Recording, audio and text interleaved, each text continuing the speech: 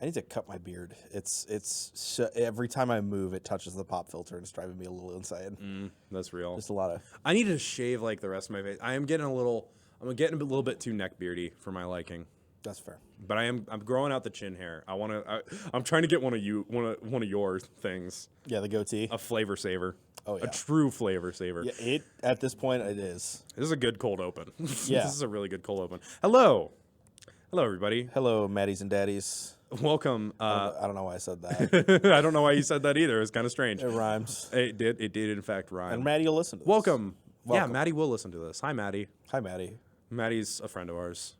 Yes. She is the biggest Cult of Media fan. Besides Walker Spalding, of course. Yeah. Hi, Walker. Yeah, fuck you. I know that you're listening to this. Fuck you, Walker. I'll give you a little kiss. Anyway, hello. Hello. Welcome to yet another episode of Is It Better Than Paddington 2, the movie review show where myself and a guest come together to discuss whatever film we have chosen and ask the ever-important question, is it better than Paddington 2? It is, of course, the last season of Is It Better Than Paddington 2, so we are talking about some of my favorite films of all time. Speaking of which, I am your host, Ben Selsor. Hello.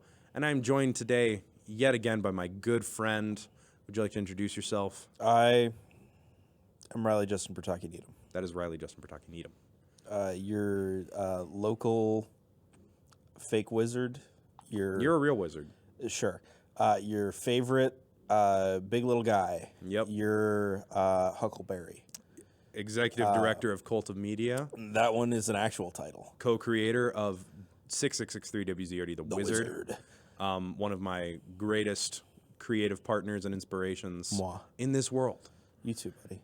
And you are responsible for, in fact, Yes. introducing me To the greatest piece of to cinema this that's movie. ever existed. This film that we are about to talk about, it is quite honestly not just the greatest work of cinema I've ever seen, but the greatest work of art. Period. Yeah, it is truly like beyond words, but we are going to try and describe it. What film are we discussing today, Riley? Well, let me tell you. Today we're talking about the Britannic classic, Eagles Are Turning People into Horses, the movie. Truly, honestly, like one of the most beautiful and moving and heartbreaking films of all time. Literally changed my life. It's Yeah. literally part of the reason why I'm in like nerd-ass film school. Yeah. Is that perfect piece of cinema. It is, like, not to spoil anything, of course, but like this movie is genuinely without flaw. Yeah, I feel. Well, here's the thing. It's with flaw, but it's perfectly with flaw. Yeah, the flaws that do exist need to be there In order for to it to be perfect. Yeah, to have the perfect experience. Yes. But in that way, it becomes without flaw. Yeah, and I will say, if you're listening to this episode and you haven't seen Eagles Are Turning People into Horses, the movie, Stop watching right now. Literally, it'll be shorter than this episode. Stop. If you haven't seen Eagles Are Turning People into Horses, I'm begging you. Stop listening to this episode right now. Search it up on YouTube. It's free on YouTube under the Britannic YouTube channel. It's some of the most fun you'll have in 16 minutes. Eagles Are Turning People into Horses, the movie. It is, oh my God. Yeah. This also changed my life. Yeah, I've watched personally. it maybe 20, 30 times at at least. Every time I've watched it has been with you by my side. Yeah. I need to start spreading the gospel out into the world now. Absolutely. So we're going to start with this little episode. So Yeah. obviously you saw this film before I did. Yeah, I Far before I did. So I saw it. Yeah, go on. Yeah, sorry, didn't mean to interrupt. No, you're but good. I saw it when I was maybe 14, 15. How long has around this there. movie been out? Like roughly, like what year? Did it release? I believe it's 2008 or 9, something like that. This is like early days of YouTube stuff. Let me check. This is like when College Humor wasn't a company; it was a channel Yeah. kind of thing. This is before like YouTube channels really got big enough to become businesses. 13 years ago. 13 years ago. So 2011? Yeah. That sounds like? So it came Yeah. out probably about 3 or 4 years before I saw it. Yeah, right around sort of like the golden age of YouTube. Yeah. So when you watched this film for the first time, Yeah. what were your initial thoughts? So here's the deal. I worked at a summer camp for about 8 years of my life. Yeah. Right. Or I went to a summer camp, worked there for about 5 years of my life. And so from that, there were a lot of like in jokes, and one of them was one of our camp directors was named Hannah, and people were always yelling at her about ginger ale and bullshit, and she hated it, and she was like, "Why are you guys yelling at me?"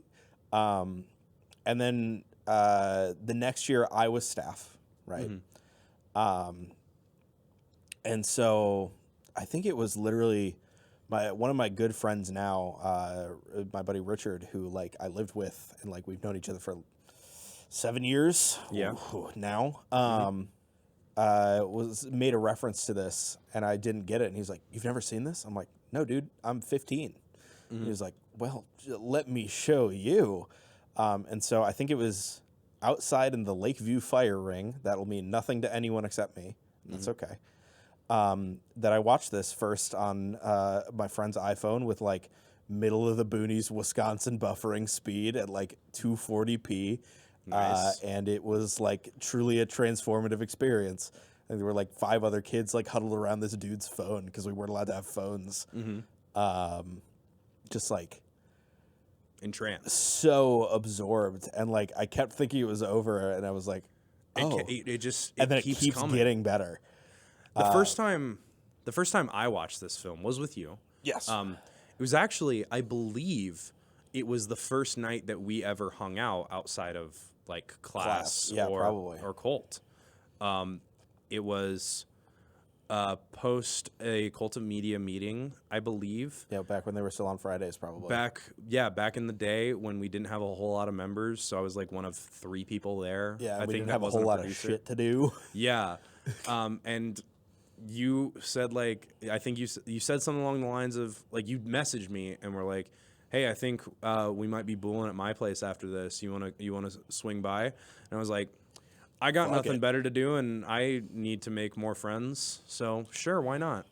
So I went to the Needham residence Yes. at the time, and I believe I don't remember how it got brought up, but you mentioned the greatest piece of cinema ever created, and I was skeptical at first because I've watched a lot of films that have been called the greatest movie of all time. Yeah. And personally, all of them have fallen a little bit Pale. short of that. Like I've watched a lot of these quote unquote greatest film Yeah, of all fuck a time. bitch named The Godfather. Yeah, I've watched a lot of these films for this podcast. Citizen Kane, 2001: A Space Odyssey. that hoe. They're great movies, but Yeah. none of them were the greatest. And so I was skeptical. But after that 16 minutes, like my eyes were open. You're a changed man. I was a changed man, and I'm a better person for it. So like, to take a quick sidebar, I have to thank you, Of course. for making me a better person. I am but an apostle Of of shithead internet comedians who still make content. yeah, Britannic still is making They're, stuff, oh my god, it's still so fucking funny. and Check that- out their Patreon. and that guy is married to Karen Gillan. Yeah, Lieutenant Rutger Haversham, played by the illustrious Nick Kosher, is married to Karen Gillan, which was very funny to realize that literally every piece of my like nerd ass childhood just like connected. Yeah, Of like, oh, this funny internet movie, and they're friends with these guys that I know, and they're friends with the College Humor guys, and they're friends with Doctor Who, blah, blah, blah, blah. Right? it's so great. So yeah, you know what? Let's jump right in because Sure. I'm assuming you guys are like those of you who are still listening have either already seen it or have taken a break and gone to watch it and are now If you back haven't, listening. go do it. If you haven't seen it and I'm you are not still listening, joking. I cannot stress this enough. I need you to watch it because we are going to explain the plot a little bit. Yeah, and this what is- we do here will not be nearly as good as seeing it for yourself. Yeah, this is going to be the only Paddington episode with direct spoilers, I think. No, all of them have direct spoilers. Oh, okay. This is the only one where we are telling you, though, you need to watch the movie it's before free. you see this. It is 100% free. If you are listening to this, you are certainly on YouTube already. Yep. So Go go into the up search bar, the type in inch. Britannic, Eagles Are Turning People into Horses, the movie, Yep. and watch it. I've watched it so many times I can type E in my YouTube search bar and the whole title pops up. Exactly. So this is your last warning to go and watch it. Welcome back from watching Eagles Are Turning People into Horses. If you didn't already earlier, And now, let's get into this. Let's dive into this bowl of pudding. so Eagles Are Turning People into Horses opens up with Niall, I believe he claims his name to be. Lyle. Lyle, my bad. Of Yes. course. Lyle You're so funny, Lyle. and his lady friend at the time, Hannah, and her incredibly abrasive laugh. Yes. It opens. It's one of the first sounds we hear. Yeah, I believe it is. It is first music cue, and It's then music, and then Jesus Christ, you hit that so good. I can make noise. Yeah, And she says, and I quote, "You're so funny, Lyle." yeah. And she leans in for a kiss. And he just pulls away. And he's pulling away and pulling away. And suddenly, a light. a light from the window. One of the greatest light cues ever. Yes, To- Shrimply. And they've found him. Yeah, I don't know how, but they found him. Ben, I don't think we could do a full radio play shot for shot recreation. No, of Eagle. we're not going to. Yeah, it seems like we are. We're not going to. The best part about this is we don't have notes. This is off the dome. This is off the dome. We have seen this enough that we can rip this off the dome. And then Frank is in the closet. Frank is in the closet. He's got a calculator. He's got a calculator. He is doing calculations. They're coming out of the woodwork. They're coming out of the woodwork, Captain. And who are they? Well, they are part of the COA, I believe. No. Who's coming out of the woodwork? Oh, Eagles. Eagles. Of course. But we're getting to that. We're getting Yes. ahead of ourselves. Yeah. Okay. All right. Lyle is not actually Lyle. He is Lieutenant Rutger Haversham of the COA. the COA. Yes. Not the Fuck CIA. Fuck the CIA. To sum the plot up, essentially, there's a guy named Lyle. He is Actually, Lieutenant secretly- Rutger Havershaw. Yes, and so from this, he brings Hannah into a conference where he talks about his dad being turned into glue, his whole family. Yeah. right. Eagles are turning people into horses. Yeah, as the title says. You get the title card drop. So, Lieutenant Rutger Havershaw says that, Sham, my bad. I'm so sorry. Please forgive me. I won't. Please. No, I'm begging. leave. I can't. This Okay. is my show. I won't forgive you then. I'm so sorry. Don't Anyways. don't apologize to me. I'm so sorry, Lieutenant Rutger Havershaw. Thank you. Anyways, his father, his mother, his sister. Mustangs, Pintos, Shetland ponies. Yes, they were turned into Mustangs, Pintos, and Shetland ponies. Yes. Basically, who did this? Eagles. Do I have to spell it out for you, Hannah, to quote the film? Yeah, And then we get the title card. Yeah. Eagles are turning people into horses. And then it goes into again. This is a thing of you got to watch it. Hannah and Rutger talk a little bit, and Hannah's very disbelieving because Of course. fucking of course. And honestly, this is a moment where I think we can all relate to Hannah. Wrong. No, it's hear me Fuck out. that bitch. I agree. Consider it this way, though. Hannah's eyes have not yet been opened. I won't. You're going to. No. Hannah's eyes have not yet been opened to the right. reality of this universe. You She has say been so. living her whole life believing that eagles were just birds. Yeah. And that's not her fault. We cannot fault somebody for their own ignorance of can. something that they had no way of knowing. Now, Ben, I have a question for you. Yes. This is a full tangent. Yes. Have you ever seen an eagle from the front? Yes. They look real stupid. Don't they? It's fucking awesome. Anyways, Back to the plot. back to the plot of the film. So this is Hannah's sort of the audience surrogate for the less educated members of the audience who do not yet know the reality of our world. Yeah, the peons. I will say this movie is nonfiction. Absolutely. Yeah, these are real events that occurred. Positively. Anyways, Frank and Haversham take Hannah through the motions of what is going on and how they can stop it. Yeah. We Talking get about the device. We get a brief cameo from Rutger's clone, his copy, his slave twin. his slave twin copy. Yes. You get back in your cage. You get back in your cage, as he Hence. says. And then we are introduced to the device. Yeah. What is it called again? The seismic transmitter. Yes. The thing that lets you The conversion method. as it were, the MacGuffin of this film of sorts. Sure. Yes. This is an item that is integral to the plot. Yeah.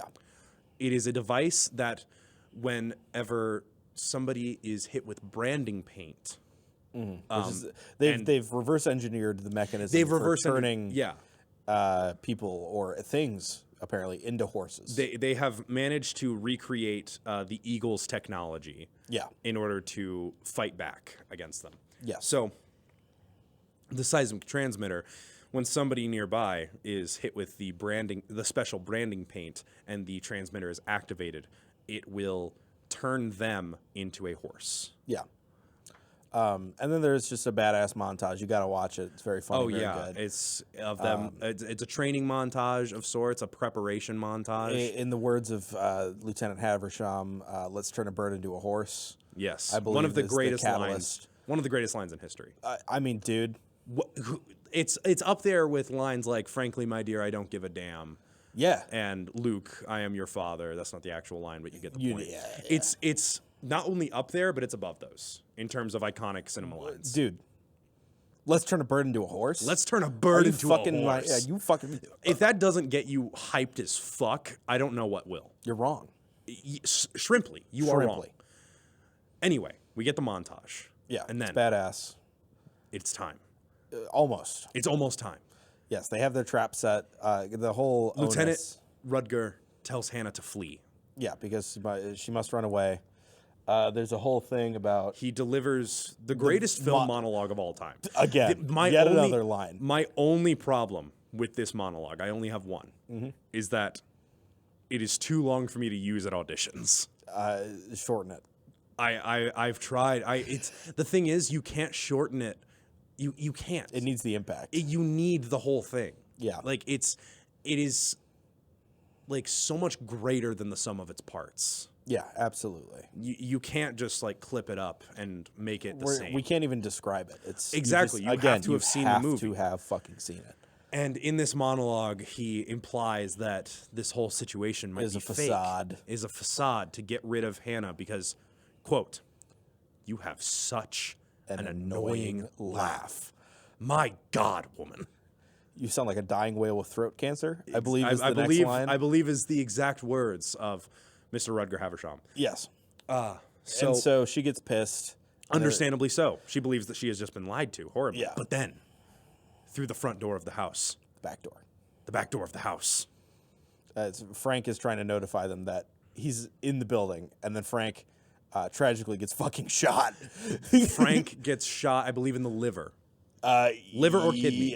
One of the internals. He gets shot is the important thing. And then he is... Also, oh my God, I can't believe... how silly of us. How foolish. We forgot one of the greatest parts of that monologue. The ginger ale? Did you take my ginger ale, Hannah? Well, yeah, sure. That was what I was implying with the you've had to have seen it before. I know, but I need to talk about this because it's one of the most tragic storylines in film. The fact that Frank got his ginger ale stolen. The fact that Frank is without his ginger ale. Yeah, of course. And then he fucking bites it. Yeah, he has a lot of things. No, he doesn't. But one of those things was ginger ale. Yeah. And Hannah took it from him, I assume. Well, yeah, and seemingly. Then he tragically meets his end as he is shot in the back. Yeah. And has one of the most brutal and heartbreaking death scenes in cinema. Yeah. And then through the back door, the eagle. Iaglia. The Iaglia. The king of the eagles. King of the eagles with a gun. Yeah, he's just got a Glock that he drops on the ground. Yeah, instead of killing Rudger or doing anything else. Because you know what? I will say this. The Eagles, horrible as they are, they do fight with honor. Sure, yeah. Except they don't. Except with Frank. Yeah. Anyways.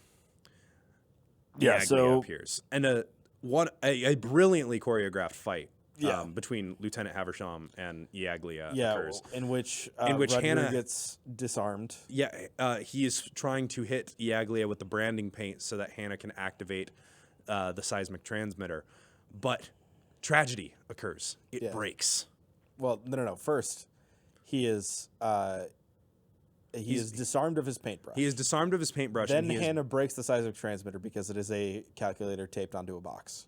And so Rudger, I believe, utters another iconic line. Hannah, you gotta fix it or I'll be hoarse too. Yeah. Something like that. And then we get the most iconic line. She doesn't know how to fix it. Yeah. And he hits us with Use dad. Yeah, that's right, baby. We got Chekhov's dad in this. We got Chekhov's glue dad. Yeah. The glue bottle from earlier in the film that has a dad written on it. That was Lieutenant Rudger Haversham's former father before getting turned into a horse. it is used to glue the calculator back onto the box Uh-huh. and repair the device so that Hannah can can type in the code. After she says, use the gun that shoots paint. Use the gun that shoots paint. And he does. And he uses the gun that shoots the branding paint, the paintball gun, if you will, Yeah. on Iaglia. And then she has to type in the code. 8, or is it the full word?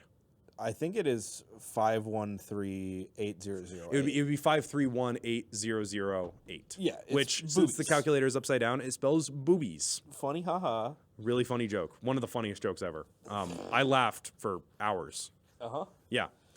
And Iaglia is about to be turned into a horse, and Rudger tells Hannah to run away. Forever away from here. Forever away from here. And she goes to give him one last kiss, and he's says, like, "Oh, no. Here." And then gives her his hand to kiss. So she gives him a little smooch on the hand, and then leaves as Iaglia is turned into a horse. Yeah. Or is he? Yeah. As it is revealed that, in fact, It was a lie the whole time. Twas a ruse. 'Twas to a get ruse. Hannah out. And all of... And Frank is alive. Frank is alive, still bloody. Yeah, he did actually get shot. That did happen. Yeah.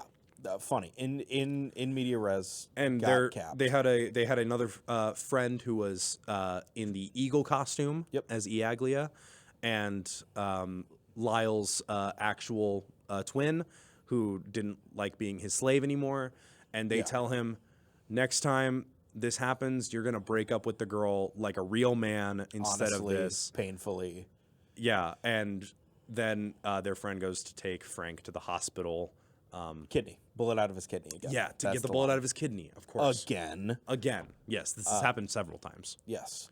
And so, yeah, then there's a montage of Frank healing, being fed by this the original Lyle, and Lyle and his slave twin parting ways, and it's all nice and wrapped up. But Or is then it? Turns out yet another twist. it was a ruse. But it also in the other wasn't a way. ruse. You see, the eagles are real, and they are turning people into horses. And Hannah Hannah was agent in all on the it. time. And the kiss that she delivered unto Lieutenant Rudger Haversham's hand was actually branding paint, and he is turned into a horse by Iaglia and his magic head. Yes. And the movie ends with Lyle being a horse trying to play game video with his games. buddies. Yeah, so Perfect film. no notes, honestly. Like, I couldn't make it better if I had all the cinematic knowledge and training in the world. Yeah. Why would you? Why would I try? It's a losing battle. Shrimply. This movie is one of those films that can just never be remade. Like, Yeah. Or you it couldn't could be make- you by cou- the original creators. you couldn't make Eagles Are Turning People into Horses today because it was already made in 2011. I fucking hate you. It's one of my favorite jokes. It's stupid. So, let's talk about it a little bit. This is honestly brilliant.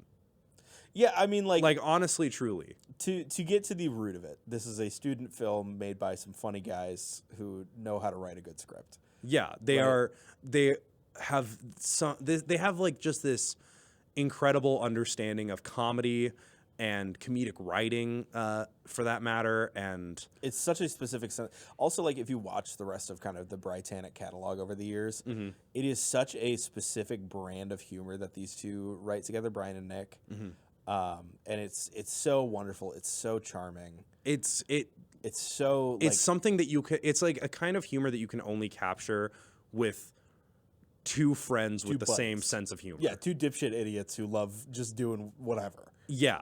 Right? And they're like, what if we just made you know they were kind of drunk, and it's like, what if we made a movie about Eagle turning people into a horse? And it's such like a brilliant understanding of each other's sense of humor and style of writing and joking, and the couple that with delivery the is fact that they wonderful. play like two of the lead characters in the film.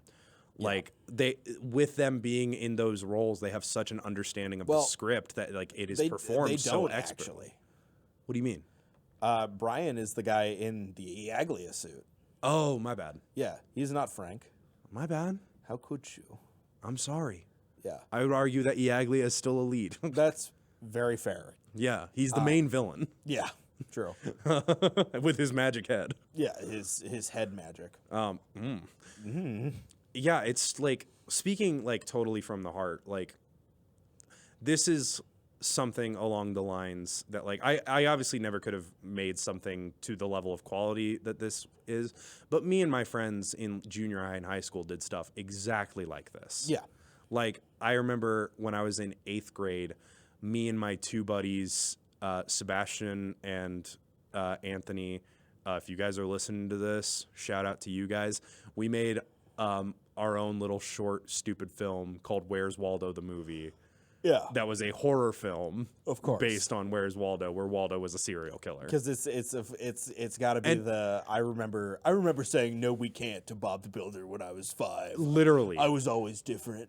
it was that was Yeah. that sense of humor, and it was like we had shitty like toy props from our bedrooms and closets and Halloween stuff. costumes I over the had years. the Waldo mask was literally like I printed out a picture of Waldo's face and punched out the eyes, and it was actually kind of scary. That's like fun. in the dark, it was actually kind of freaky. Yeah, sure.